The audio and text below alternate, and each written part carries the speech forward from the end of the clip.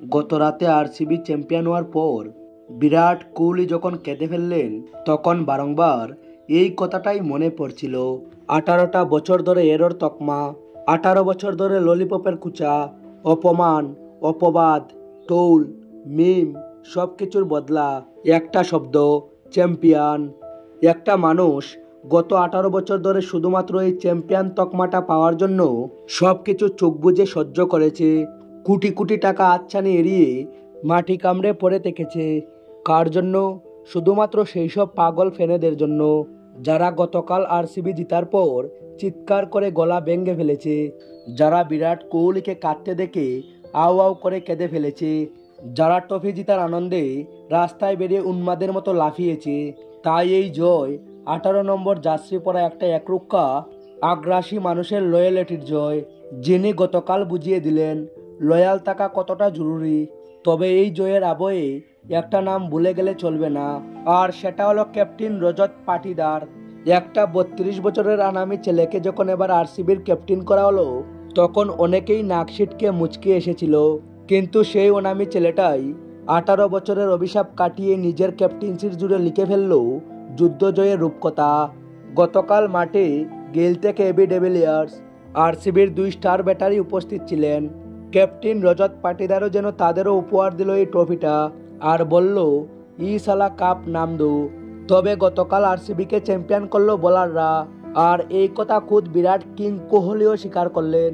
নয়তো টসে জিতে পাঞ্জাব ক্যাপ্টেন শ্রেয়াস আয়ার যখন আরসিবিকে ব্যাট করতে পাঠালেন, তখনই পাঞ্জাবের স্ট্যাটাসে পরিষ্কার হয়ে গিয়েছিল আরসিবি ব্যাটারদের কম রানে আটকাও, আর তারপর মুম্বাই ম্যাচের মতো রান চেস করে ম্যাচ জিত। ম্যাচের শুরু থেকেই পাঞ্জাবের এই প্ল্যান কাজ করা আরম্ভ করে দিয়েছিল। ফিল সল্ট 18 রানের ডগ আউটে ফিরতেই বিরাট কোহলিও যেন একটু দমকে গেলেন। এরপর মায়াঙ্ক আগারওয়াল, রজত পাটিদার এসে ছোট ছোট রানের ইনিংস খেলেই বিদায় নিলেন। উল্টো দিকে কিং তখনও ক্রিজে দাঁড়িয়ে রয়েছেন আর টুকটুক করে স্কোরবোর্ড সচল রেখে চলেছেন। হ্যাঁ, বিরাট কাল স্লো খেলেছেন, আর তারপর গুরুত্বপূর্ণ মুহূর্তে মারতে গিয়ে 43 রানে আউট হয়েছেন।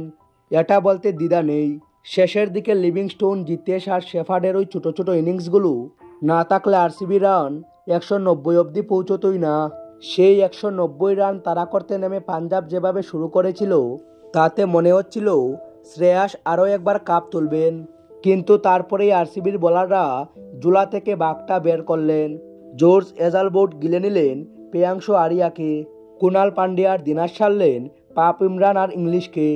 আর মুম্বাই ম্যাচের ত্রাস, পাঞ্জাবের রাজা শ্রেয়াস আয়ারকে যে মুহূর্তে শেফরট 1 রানে বাড়ি পাঠালেন, সেই মুহূর্তেই পাঞ্জাবের মেরুদণ্ড গুড়িয়ে গেল। এরপর ভুবনেশ্বর কুমার, ইয়াস দয়াল আর সুয়েশ শর্মা মিলে সামলে নিলেন বাকিটা। শেষ অবধি পাঞ্জাবের হয়ে শশাঙ্ক সিং লড়লেন বটে, কিন্তু সেটা কাজে দিল না।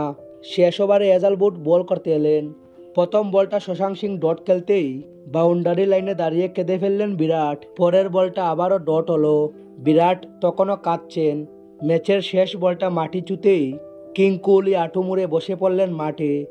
মানুষটার চোখের সামনে তখন হয়তো ভাসছিল গত 18 বছরের ব্যর্থতার স্লাইড শো।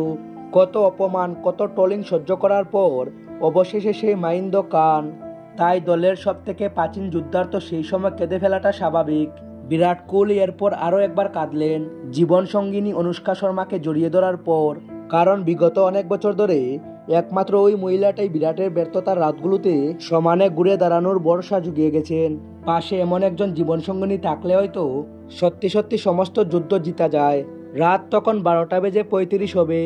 বিরাট, কিং কোহলি এবং ক্যাপ্টেন রজত পাটিদার সহ আরসিবির সমস্ত প্লেয়ারদের হাতে তুলে দেওয়া হলো আইপিএল চ্যাম্পিয়নের ট্রফিটা।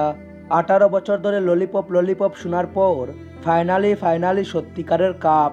18 নম্বরটা সত্যি বিরাট কোহলির জন্য ভীষণ লাকি। সেই যে 2006 সালে 18ই ডিসেম্বর রাতে মানুষটা নিজের বাবাকে হারিয়েছিল, সেদিন থেকে ওই 18 নাম্বারটা সে জুড়ে নিয়েছিল নিজের জীবনের সঙ্গে। তাই 18তম বছরে মানুষটার ওই জয় যেন ক্রিকেট মহাবিশ্বে কেউ আগে থেকে লিখেই রেখেছিল।